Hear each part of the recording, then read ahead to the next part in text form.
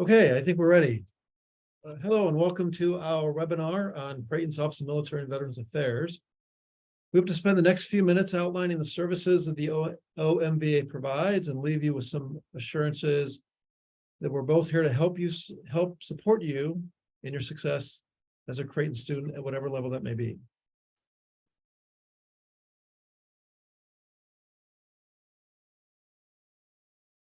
There we go. So my name is Joe Eklund, and the Military and Veterans Affairs Office is one of the areas that I have the privilege of working with. My colleague this afternoon. Hi, I'm Jenny Austin. I am the program coordinator in the Office of Military and Veteran Affairs, and we'll work with you mainly on getting benefits set up, certifying your enrollment.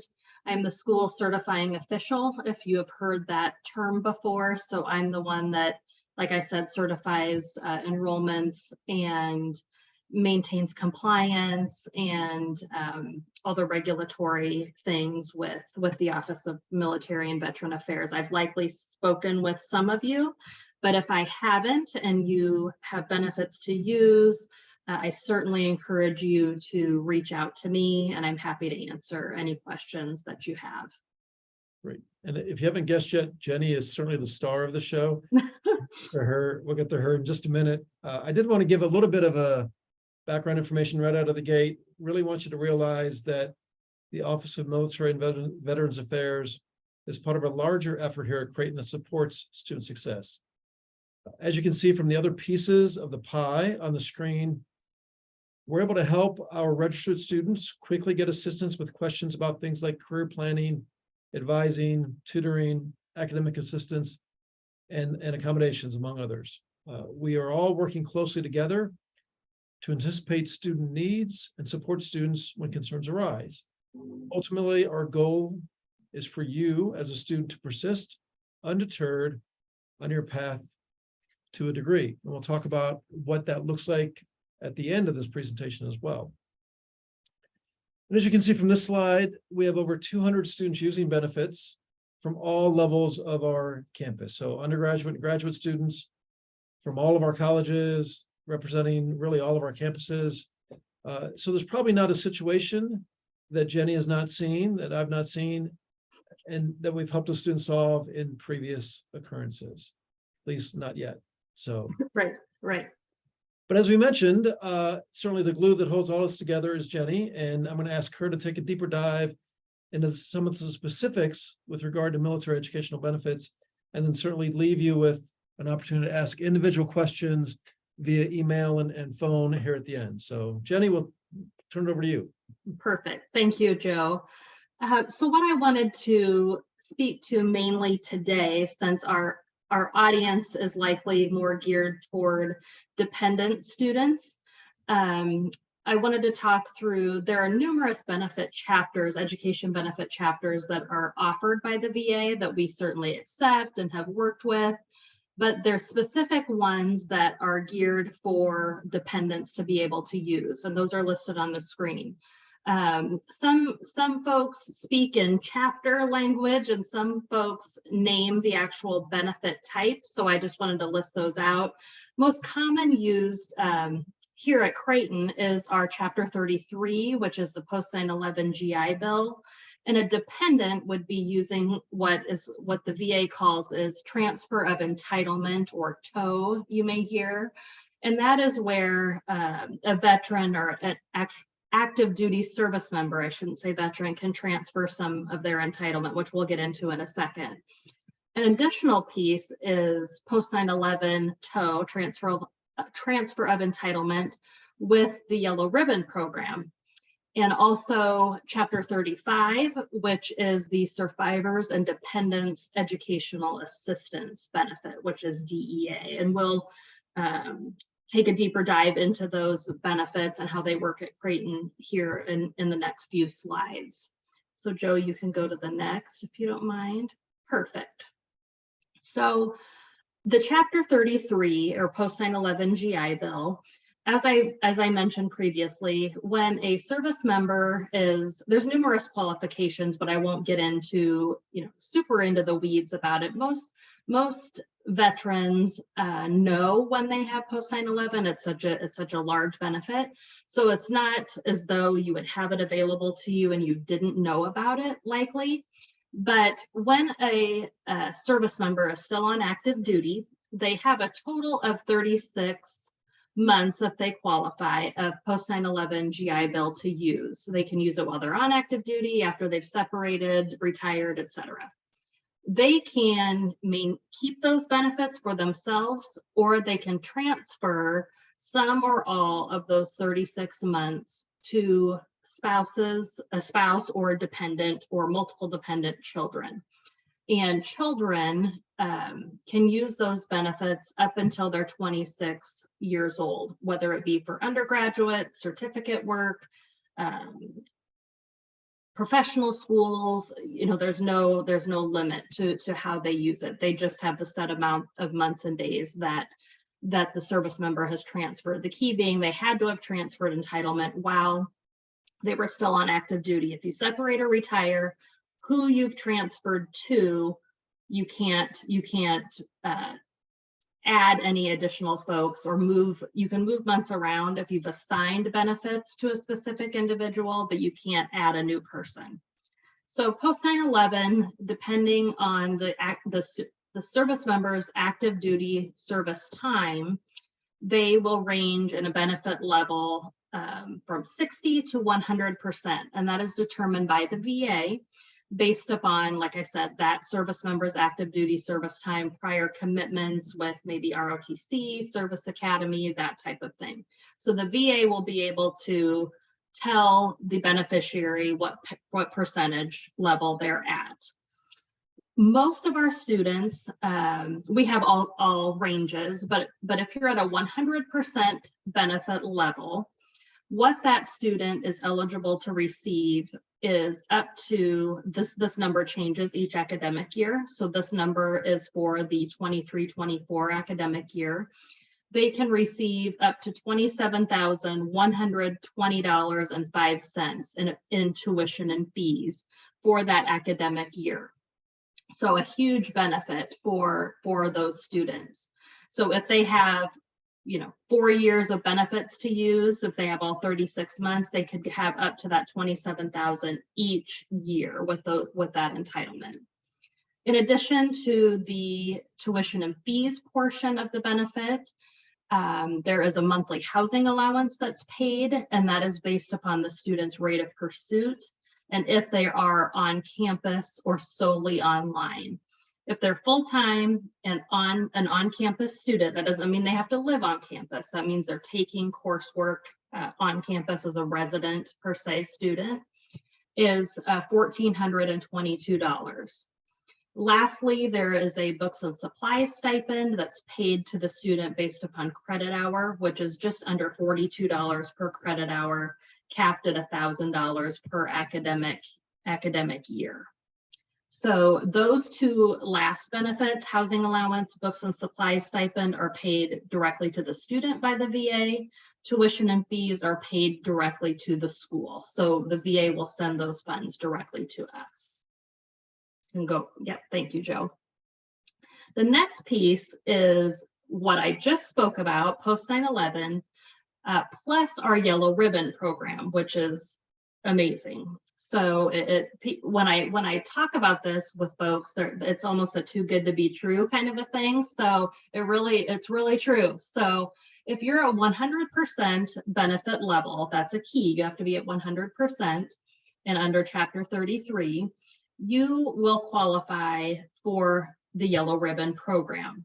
And how I most easily explain that is it's a supplement to the post 9/11 GI Bill. So if the student spends the $27,000 per academic year, the $27,120, whatever, Yellow Ribbon will kick in for them automatically if they're eligible. And by kicking in, Creighton participates. Each school decides what participation level they will agree to with the VA each academic year. And Creighton is very, very generous in supporting our military affiliated students, and that we offer an unlimited number of Yellow Ribbon awards. So you're not competing as an undergraduate to get an award. If you're eligible, you get one. And it will pay up to an additional $24,000 in tuition and fees per academic year. 12,000 contribution from Creighton, and then whatever our contribution is, the VA matches that. So the student essentially has 24,000 plus 27,000 to quote unquote spend per academic year, so long as they have entitlement remaining. I do want to mention, most of you here joining us today will be parents or undergraduate, incoming undergraduate students, but I do get questions for, if you're thinking, well, I know my student is going to go to medical school. If they have entitlement left over, can they use it for that? Which, yes, they can. But our Yellow Ribbon awards are different for our professional schools, and that's listed here on the slide. I don't need to go into each one. Each are very, we offer considerable funding, so it's wonderful. All of our schools and colleges participate, but it's just at a different level, and some of them are on a first come, first serve basis. So if your student is planning to say, they're going to go to law school and they're likely not going to spend all of their entitlement during undergraduate, you'll want to connect with me and make sure that that student is on our law school wait list or list for the academic year that they plan to start law school, because we want to make sure they're on that list, first come, first serve, as soon as they know they're planning to attend that school or college, if they think they have entitlement remaining. You can go on to the next slide, Joe. Thank you.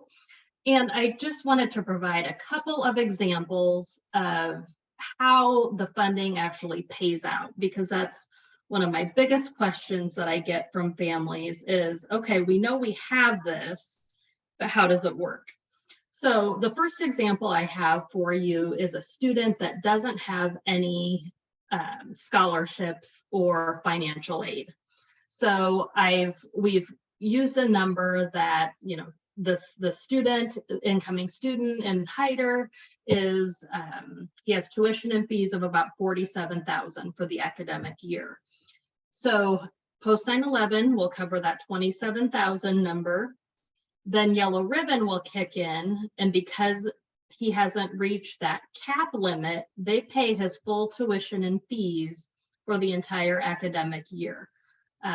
So that is absolutely amazing. And you see how the calculations work out. His out-of-pocket would be his room and board, and any study abroad, any parking permit, what I call like optional fees.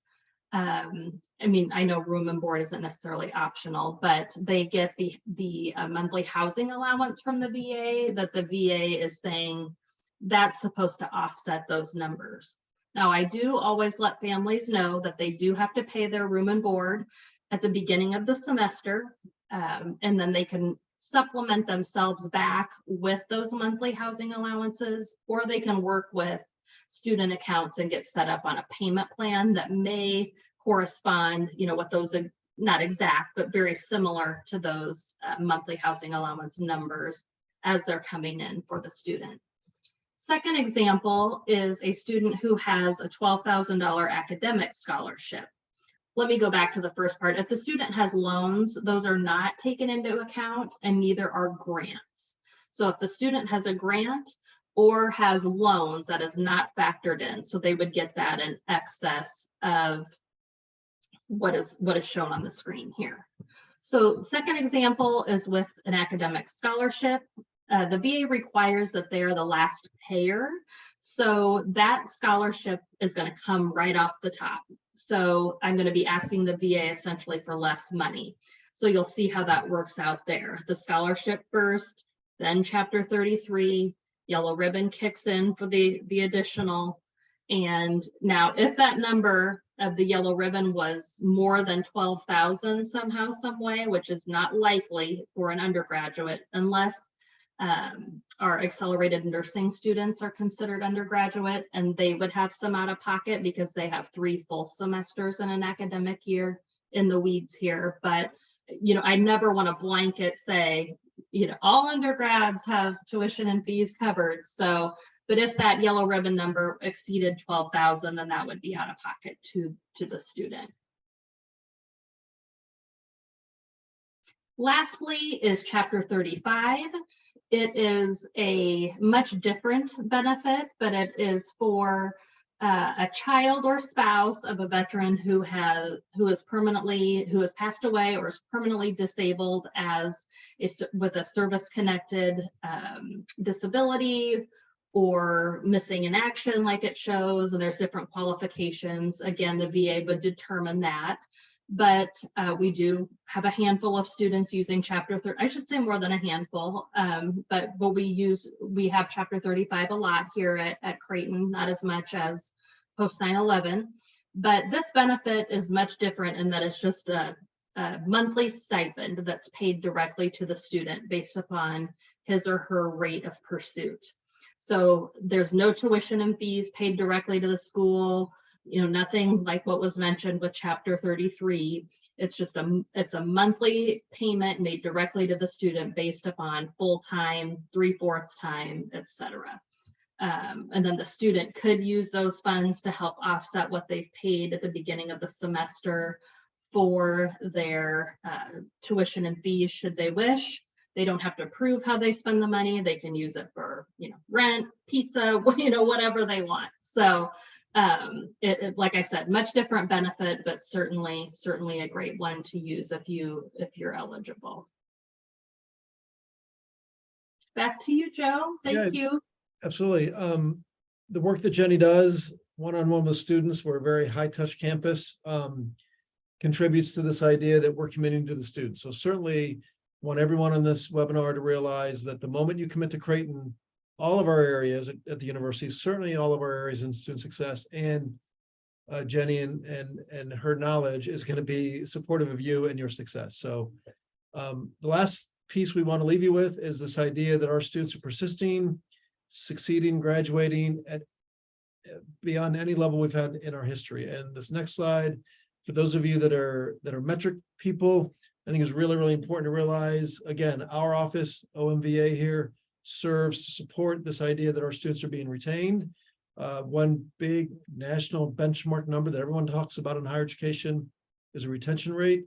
Our first to second year retention rate is 82%, which is an institutional high.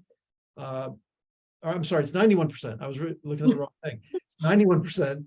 I was like, that seems low. Yeah, it's 91%. 82 is the national average for 4-year private schools. And what that says to us is our students, when they arrive on campus, they realize the community that we have, they realize the support that's available, and they stay here. So 80 to 81% graduation rate. The 6-year average is what our our federal government tracks. Again,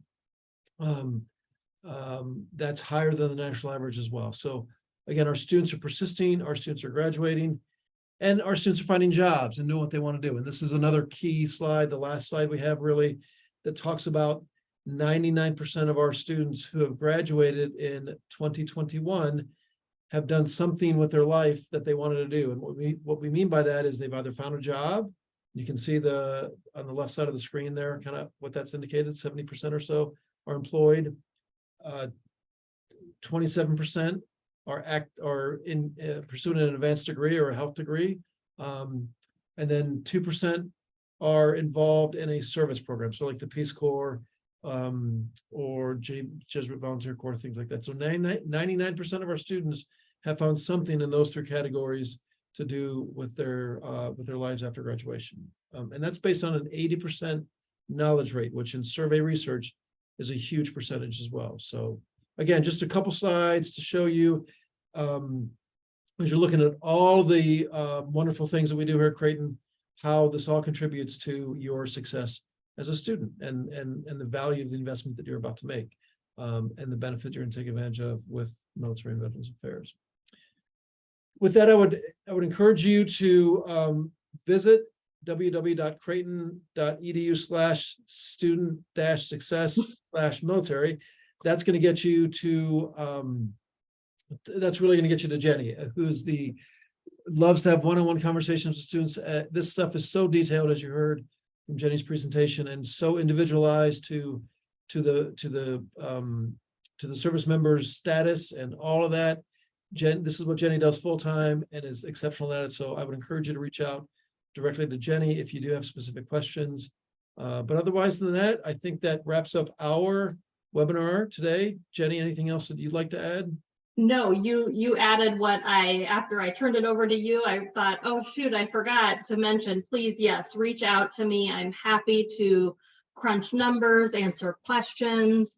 I've been doing this work for a lot of years, so I feel like I may have knowledge to share for folks that haven't, they're starting on this journey for the first time, and it can be very overwhelming. So I'm happy to, like you mentioned, Joe, this is what I do. This is what I'm doing. I do full time. So certainly reach out to me, please. Great. Best of luck as you transition to Creighton. Yes. And we look forward to seeing you guys on campus here in August. Thanks. Thank you.